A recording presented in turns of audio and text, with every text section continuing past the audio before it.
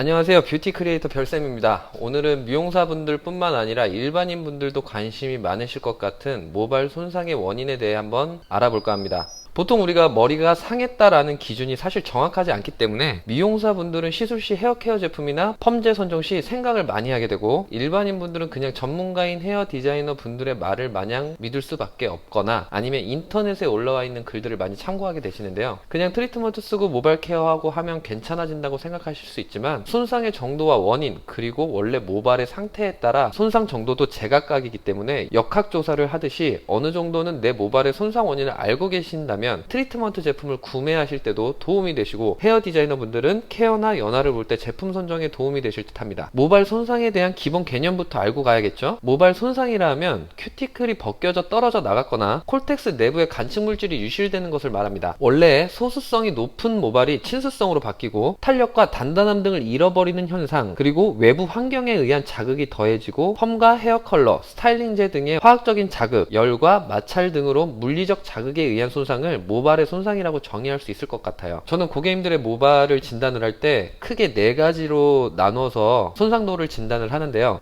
일단은 첫 번째로 모발 마찰에 의한 손상입니다. 빗질이라든지 수건으로 머리를 수분을 닦을 때 생기는 그런 마찰 등에 의한 손상이고요. 과도한 시술에 의한 손상, 환경적 요소에 의한 손상, 그리고 열에 의한 손상이 있어요. 이렇게 4가지로 분류를 해서 진단을 하는데요. 위에도 말했듯이 저 4가지 중 한 가지로 손상되는 경우는 거의 없습니다. 최소한 2가지 이상의 원인으로 손상이 오는 게 맞지만, 기여도가 어느 쪽이 더 크냐에 따라 시술 방법을 달리해야 되기 때문에 큰 카테고리로 분류를 나눠 놓은 거예요. 첫 번째로 모발의 마찰로 인한 손상, 대표적으로 빗질이 있겠죠. 물에 젖어 팽윤이 돼서 큐티클이 열려있는 상태의 모발에 빗질을 과도하게 하게 되면 큐티클이 쉽게 떨어져 나갑니다. 특히 빗살이 얇은 빗을 사용할수록 텐션이 더 생기기 때문에 더 쉽게 손상이 될 수 있어요. 꼭 조전 모발이 아니더라도 머리를 세게 묶는다든지 텐션이 강하고 마찰이 많이 일어나는 경우에 손상의 원인이 될 수 있어요. 그리고 샴푸 시 거품 마사지를 과도하게 할 경우 물리적인 마찰이 더해지면서 샴푸의 종류에 따라 건강한 모발도 손상이 될 수 있답니다. 탈색이나 염색으로 인해 CMC 지질의 유출이 의심되는 모발일수록 더 손상이 쉽게 올 수 있어요. 다음으로 과도한 시술에 의한 손상인데요. 펌 시 콜텍스 영역의 구조 변화를 일으켜서 내부 성분이 쉽게 유출되기 때문에 겉으로 보이지 않는 손상을 유발할 수 있습니다. 염색 시에는 알카리제로 인한 모발 표면의 큐티클 영역에 영향을 미치는데, 또한 염색제에 포함되어 있는 과산화수소가 잔류하고 있는 경우 장기적으로 멜라닌 색소 분해와 유출이 진행된답니다. 염색 후 모발이 점점 건조해지는 원인이기도 하고요. 보통 살롱에서 염색을 하고 난 뒤 일주일에서 2주일 정도의 시간을 두고 다음 시술을 권장합니다. 하지만 다양한 논문들을 검색해본 결과 염색의 경우에 과산화수소의 모든 작용이 완전히 끝나는 시기가 6주에서 8주라는 결과를 확인한 바 있습니다. 1, 2주 뒤가 염색 후 가장 잔여물들이 활발하게 움직여 손상을 준다는 논문도 있고요. 그러니 살롱에서 시술 시 염색을 하고 펌을 하시고자 하는 고객님들께서는 최소 한 달 이상의 시간을 둔 뒤 펌을 권장합니다. 아니면 다양한 제품을 통하여 염색 시술 시 모발의 잔여물을 최대한 제거해드리는 상태로 보내드리는 것을 디자이너분들께는 추천드려요. 그리고 다음은 컷에 대한 손상입니다. 헤어 디자이너분들이 가장 간과하고 있는 부분이 아닐까 생각을 하는데요. 헤어 커트용 가위가 비싼 이유는 절삭력 때문이랍니다. 레자를 사용할 경우 모발 끝부분이 육안으로 확인될 만큼 안 좋게 절단되는 걸 발견하실 수 있을 거예요. 또한 슬라이드 기법처럼 모발의 단면이 깔끔하게 잘리지 않는 경우 큐티클이 훼손되어 그 단면과 홈으로부터 콜텍스와 수분이 유실되거나 약재가 과도하게 침투하여 끝부분이 갈라짐이 생기는 경우가 많아요. 이 부분은 사실 컷을 하다 보면 어쩔 수 없는 부분이기는 하지만 시술 시 유의하면 좋을 것 같습니다. 마지막으로 환경에 의한 손상인데요. 자외선, 스트레스, 식생활, 흡연이나 음주, 개개인의 취미나 라이프 스타일로 인한 손상 등이 있습니다. 이 부분은 사실 고객님들이 간과하고 있는 부분인데요. 자외선은 멜라닌과 단백질에 영향을 주고, 스트레스나 수면 부족으로 인한 모구의 기능이 저하되고 혈류의 원활한 활동이 이루어지지 않아 모발에 영양 공급이 되지 않기 때문에 건강하지 않은 모발이 자라며, 다이어트나 불규칙한 식생활로 인해 단백질, 비타민, 미네랄 섭취가 부족해지면 모발이 푸석하고 빠지거나 광택을 잃게 된답니다. 실제 사례로 갑상선 기능이 저하되신 분들의 경우 갑자기 모발의 윤기가 저하되고 탄력을 잃어 펌이 잘 나오시던 분들도 갑자기 펌이 안 나오게 되는 경우가 있어요. 또한 철분제를 섭취하시거나 잘못된 샴푸 샴푸 사용법으로 탈색 시술 시 기화 현상이 일어난다던가 오랜 외국 생활을 하시던 분들은 외국의 정수 시스템으로 인해 모발이 얇아지고 탈모가 생기며 손상이 오시는 분들도 있답니다. 또한 오래된 아파트의 경우 녹물이 나오는 경우가 많은데요. 그럴 경우에는 모발과 피부는 건조해지고 화학시술 시 안 좋은 영향을 미칠 수 있답니다. 이렇듯 모발은 내외부적으로 다양한 손상을 유발할 수 있기 때문에 건강하고 찰랑한 모발을 유지하고 싶으시다면 나에게 맞는 홈케어와 전문가인 헤어 디자이너와의 상담을 통해 올바른 케어와 관리법으로 찰랑거리는 스타일을 만들어 보시길 바라겠습니다. 다음 영상은 고객님들이 가장 궁금해하시는 트리트먼트와 린스 그리고 헤어팩의 차이점과 사용법에 대해 설명드려 보도록 할게요. 많은 시청 바라겠습니다.